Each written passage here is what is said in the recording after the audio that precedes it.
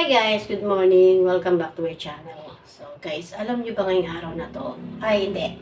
Kagabi, magdamag akong hindi nakatulog ng maayos kasi nga yung asawa ko, um, doon ako natulog uli sa kwarto namin. Kasi nga, di ba nga nabanggit ko sa vlog ko kahapon na lumipat muna ako sa kabilang kwarto ng anak ko.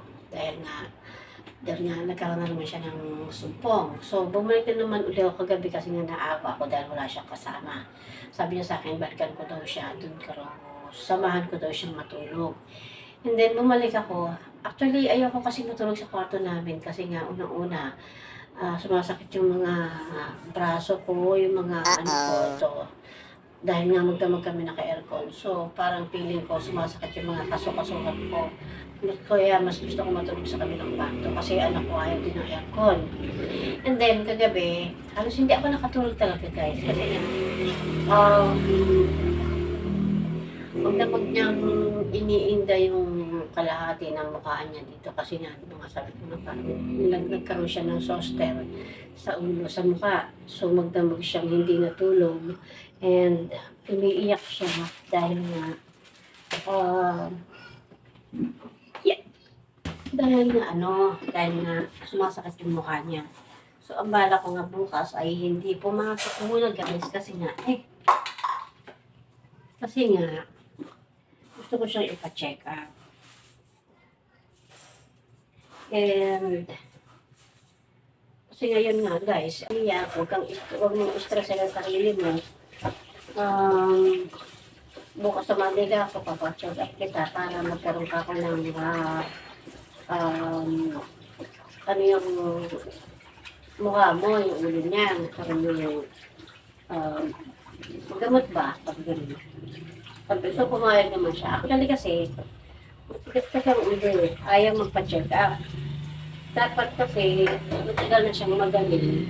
Kaso nga niya, ayaw niyang ilabas yung siya. So kahapon, kinausap namin kasi naiyak na iyak.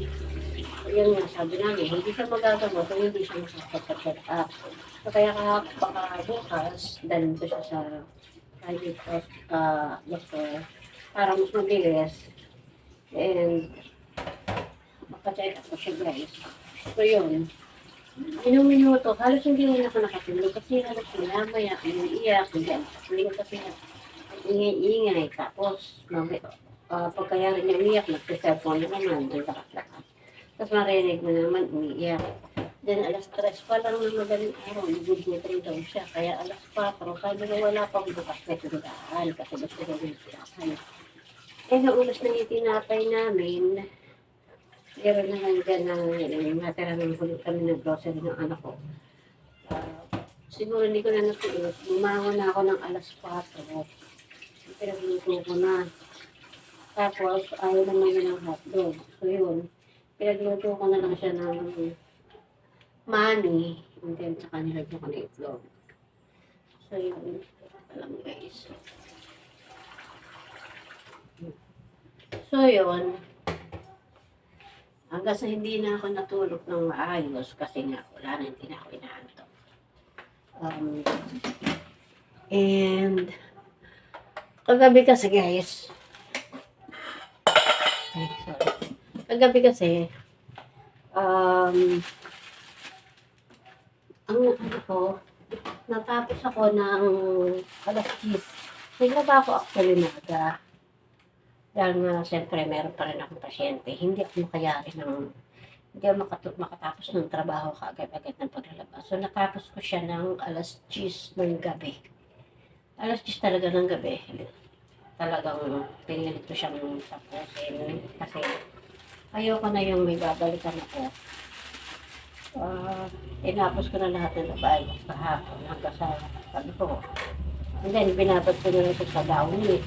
Sabi ko, siya yung iba, may mga pantalon kasi na isapay ko nakahapon. And then yung mga pambahay nilang natin at saka yung mga bedsheet. So yung bedsheet, binabat ko na rin siya sa conditioning. Kasi mga pambahay namin, yun na lang isinampay ko. So pagod na talaga ako gabi. Sakit ng likod ko. And sabi ko, ngayon na ako maglilinis ng bahay. And So, bali ngayon, guys. So, bali ngayon, magluluto muna ako ng hotdog. Kasi, gusto daw ng anak ko ng hotdog tsaka ng itlog. Yun ang ipapaalmusal ko sa kanya. Sa kanila. Eh, ako hindi pa rin ako nag-aalmusal. So, actually, hindi naman talaga ako nag-aalmusal pag umaga. Kape lang. At mas marami kasi ako ginagawa. Yung kung bumibigat yung katawan ko. Kasi pag kumain na ako ng maaga, parang feeling ko ang hirap ng pumilos. Kanina bala ko sanang mag-jogging. Kaluto ko na almusal niya, mga 4 o'clock. Ang lamig. Bala ko sanang mag-jogging. Sabi ko mag-jogging kaya ako. Magpapalit ako ng pan-jogging. Gusto kong lumabas. Kaso lang, hindi naman na ako makaalis kasi na yung asawa ko. Ayaw magpaiwan. And,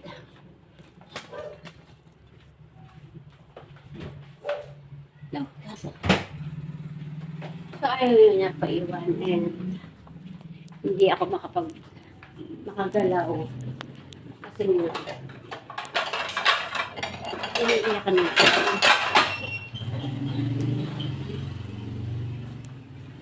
Yun guys.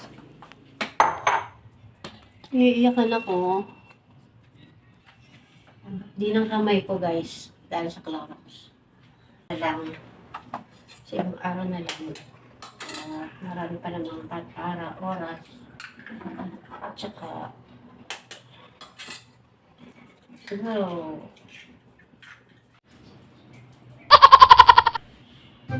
yun guys, habang nag-aantay ako ng gasol kasi naubusan ako ng gasol dahil medyo matagal na naman kasi yung gasol ko. Kaso nga lang ngayon guys, yung gasol is nagmahal siya ng almost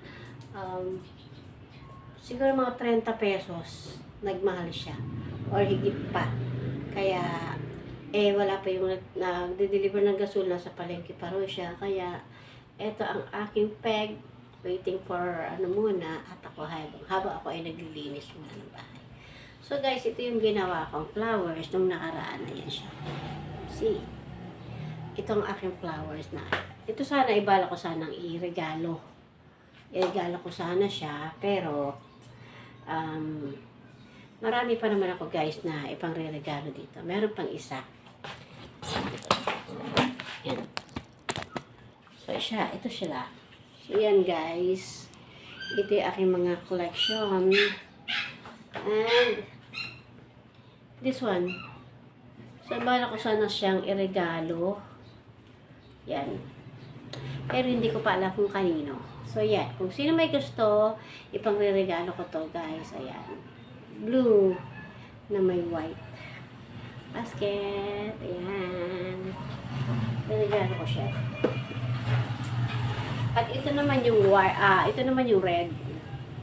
Na pangregalo ko rin sana. Ay, hindi actually ito kasi natira to ng Valentine's.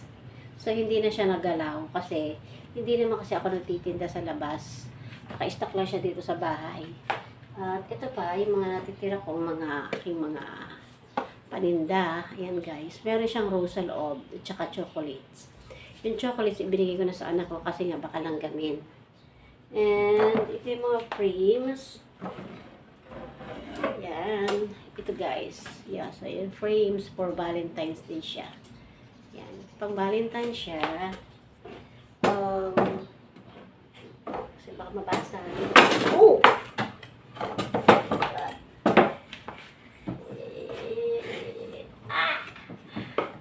Sumundaw ka. So yan guys. At eto pa. Hindi na kasi ako masyadong gumagawa guys dahil nga this one. Ito naman yung frames ko. Yan. Ito naman yung frames ko. Ayan guys. Dalawa siya actually.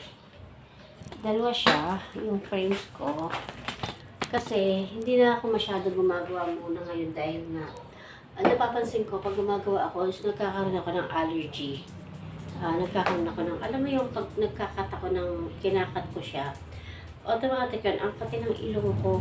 So, dahil nga marami akong nababasa sa mga craft ko, na yung iba, nag-quit na sila, yung iba binibenta na nila yung lahat ng materials nila, lahat ng gamit nila, binibenta nila, nagko-quits na rin sila kasi nga, meron kaming mga ka-craft na namatay.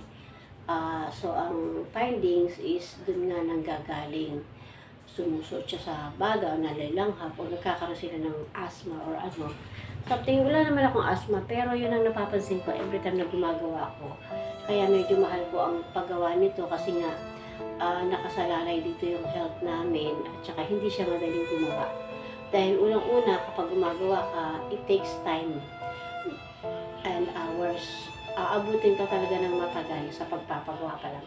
Sa isang stem pa lang, marami ka ng oras na magugugol. So, dapat po ang gumagawa nito is talagang yung oras mo is nakalaan talaga dito. So, ako naman to gumagawa lang ako guys pag may order ako at saka kapag may gusto, yun. So, kaya lang talaga guys, hindi siya kamurahan kasi una-una, andyan yung napapasok ka talaga. Kapag biglaan naubusan ka ng materials o order ka, yung order mo hindi naman ganun ka, mahal din.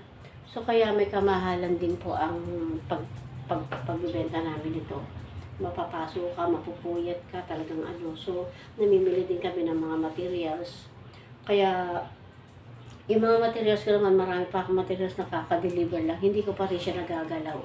Dahil, hindi talaga ako gumagawa nga, hindi nga doon sa napapansin ko sa pakiramdam ko na kapag gumagawa ako is alam mo yun, yung nagkakaroon ako ng allergy. So, ito yung guys. Ito yung isa. Yan. This one.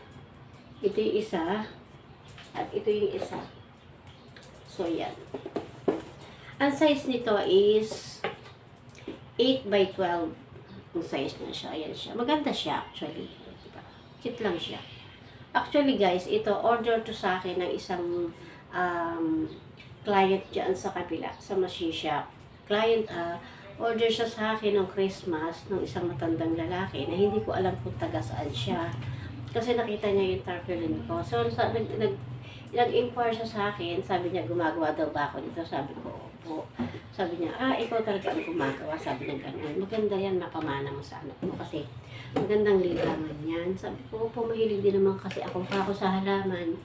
Pero, kaya, naisipan kong gumawa ako nito. Napagkakakitaan ko naman dito. Sabi ko gano'n. Tapos nagpagawa siya, itong size na to, 8 by 12. In-order ko pa itong frame na to sa Temu. In-order ko pa to, tsaka ito. And then, ipang-regalo daw niya sa kanyang asawa at anak na dalaga. Actually, nung Pasko yan, sabi niya sa akin, kukunin niya raw ng after New Year. Pero binayaran niya na sa akin through GCash and sabi niya, kukuhanin niya na lang daw pag napasyal siya sa Balanga. Actually, hindi ko alam kung taga saan siya, hindi ko siya naitanong. Pero nagbigay siya sa akin ng telephone number. Yung telephone number na yun, na sa isang cellphone na kinuha sa akin ng asawa ko. Hindi ko na i-save yung telephone number niya kasi number lang yung yung contact niya. So, sinulat ko siya sa isang papel. And then, tinatawagan ko siya is out of coverage na siya. Hindi ko siya natawagan. So, iniintay ko na lang siya na mapasyal sa rito. At sana maalala niya, tatay, kung nasaan ka man po. Sana po maalala niya yung frame niyo na binayaran niya na po sa akin. Ito po ay naandito lang sa bahay. Anytime naman na pwede niyo siya puntahan. Yun. And, so guys, naubusan ako ng gasol. Hindi pa ako nakapagluto na almusal. Wala pa delivery ko na sa palengke pa. So, kaya ang gasol ngayon is tumaas siya ng almost 30 pesos sa dating presyo. Or mahigit. Kaya, waiting pa ako. For the meantime, guys, ito, naglilinis muna ako ng bahay. And, yung taas kasi is, natutulog pa kasi anak ko. Siguro mga magsasapay muna ka ng mga gaban pang gabi na hindi ko natapos yung mga bedsheet at mga tuwalya. So, ang sakit din ng katawan ko. So yun guys, thank you for watching my vlog at sana po ay supportahan niyo po ulit ako sa susunod kong vlog. Ako po ay may gagawin pa at ako ay aalis. So hindi ko na po kayo sasama guys dahil medyo mahaba na po itong video. See you on my next vlog guys. Thank you. Ingat po kayo.